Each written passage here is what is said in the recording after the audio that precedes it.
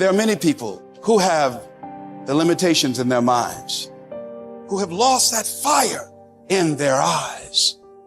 Most people, ladies and gentlemen, go to their graves living a life far below their potential. The question is, if you died today, what ideas, what dreams, what talents, what gifts will die with you? You have the ability to do more than you can ever begin to imagine. It's what you create. It's the habit of what you put in your head. See, someone can tell you your whole life you're a piece of crap, and part of you goes, you're full of it, I'm gonna show you. Lots of people have done that. They never bought it. Or someone tell you you're beautiful your whole life, you go, I'm not really beautiful. So what people tell you doesn't matter at all. It's what you stack. It's what you assemble. You need to believe and know that you're one decision, one relationship, one meeting, one book, one thought, one something away from a completely different life. It's an effort play. If you don't have self-confidence, you've never kept the promises you make to yourself. Check that box. If you have self-confidence, you've started to keep the promises you make to yourself. So if I'm gonna get up and I'm gonna work out, I'm gonna do 10 reps in the gym, I do one more. If I'm gonna do 45 minutes on the treadmill, I do one more. If I wanna make 10 contacts in a day, I do that and one more. There's a lot of times where I don't know how I'm gonna move forward, but I ask myself one question: can you take another step? And that answer is always yes. You're passing through that keyhole. But if you pass through it, then something massive opens up on the other side. And it is definitely the case that disciplinary institutions, universities, are exactly that, is they're places of guidance, and they're places to encourage people to develop the discipline that's necessary to see beyond the discipline. I mean, that's why we have disciplines, right? I mean, the words aren't there by accident. And once that discipline was established, then the disciplined mind could explode in every direction, which is precisely what happened. And that's the thing about growing up, is that when you're a teenager and a young adult, you have to sacrifice everything you could have been as a child to be the one thing that you're aiming at. But then that opens up, and the universities are part and parcel of that process. Change is automatic, but progress is not. Start today, right now. What do I really want in depth?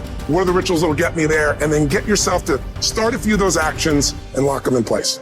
If you make the changes in yourself, you're going to be proud, and no amount of money or accolades from other people can mirror the feeling of being proud of knowing you've taken back control of your life. Everything in life is always changing. We don't have to work on change.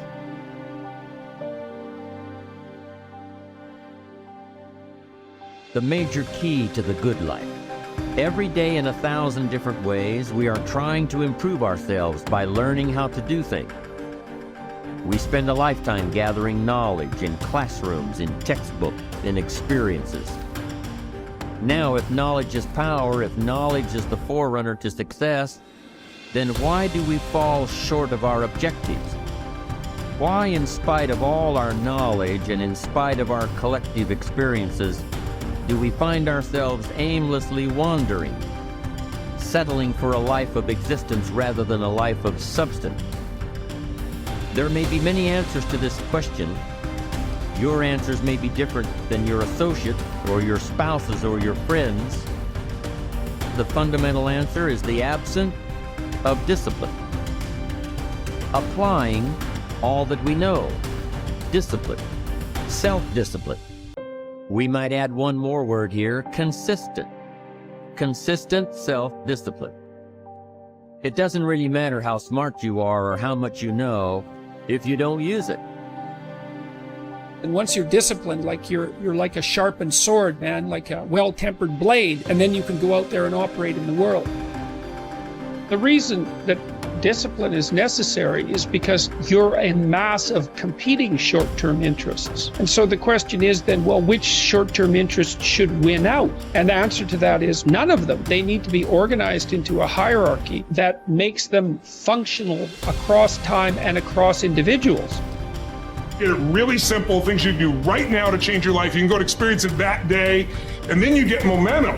Day 1, day 2, day 3, day 4, and all of a sudden now what used to be hard to do is easy to do. And I think for anyone, you gotta understand, anyone can learn anything. And I'm just not willing to settle for a life without passion and aliveness. That's just like, there's so much to learn, there's so much to grow. And then my view is, what's next is always better. If I make it so, it's my job to make it so. And I think that's how we have to navigate. But most of us have been conditioned not to take a risk. And once you peel the crust, peel that crust away and see who you really are, you open your mind to a whole nother world. So I've opened my mind up to a whole nother world that most people can't even fathom because they haven't dug deep. So people think I'm crazy because I found a whole nother way of living. I think they're crazy for never even trying to get to the other side of whatever's in front of them. So what drives me every day is finding more of myself. And being my best is a never-ending journey. It is said that the master swordsman Nakayama Hakudo would practice drawing his sword some 2,000 times a day. At the Hayashizaki Temple, in one marathon of endurance training, he was recorded drawing his sword 10,000 times in a single 24-hour period. We can imagine the sheer speed required to do this. And also the deliberateness to do so many reps in so little time. But why would he do such a thing at all? Because, as Octavian's teacher Arrius Didymus said, practice over a long time turns into second nature. We don't rise to the occasion, we fall to the level of our training.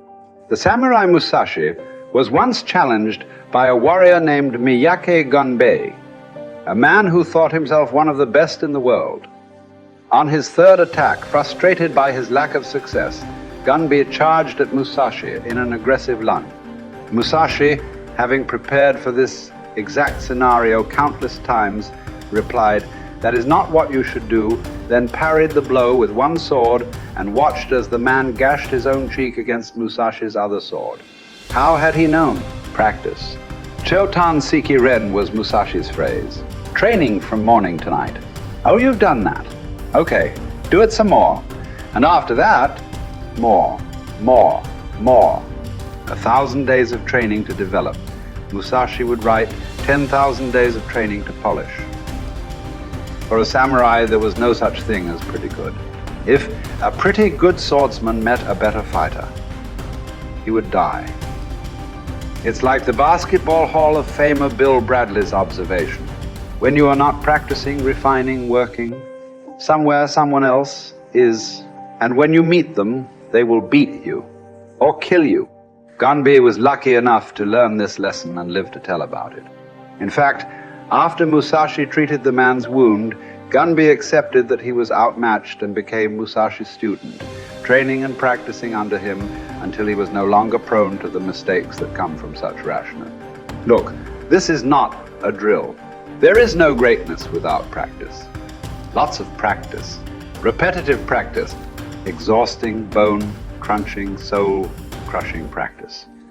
And yet, what emerges from this practice is the opposite of those three feelings. Energy, strength, confidence. You deserve that. Yes, your body will burn, but that's the evidence. From that burning comes real heat you can apply to your craft, to your work, to your life. The cellist Pablo Casals practiced continually late into his life, even long after he was widely considered a master, because he believed he was still making progress. In fact, we might say that progress and practice are synonyms. You can't have the former without the latter. And the latter is worthless without the former. Drawing the sword from the scabbard, thrusting, blocking. To build up your stamina for those skills, you lift weights, you do conditioning. To put it all together, you spar. It's the same with music. You can jam with other talented musicians. You can put all those sessions together to learn new songs. But before all that, as Casals did, you can simply practice your scales in your bedroom for hours upon hours. What are those scales for you?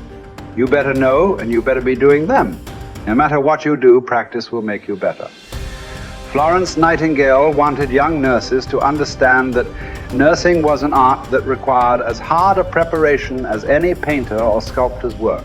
Churchill spent many evenings practicing his impromptu performances. Only you know what it will look like to train in your art like a samurai, an Olympic athlete, a master in pursuit of excellence. Only you will know what you need to practice from morning until night. what to repeat 10,000 times. It won't be easy, but in that burden is also freedom and confidence. The pleasure of the flow state, the rhythm of second nature, the quiet calmness of knowing that from the practice you'll know exactly what to do when it counts. The pride and the dependability of doing it too.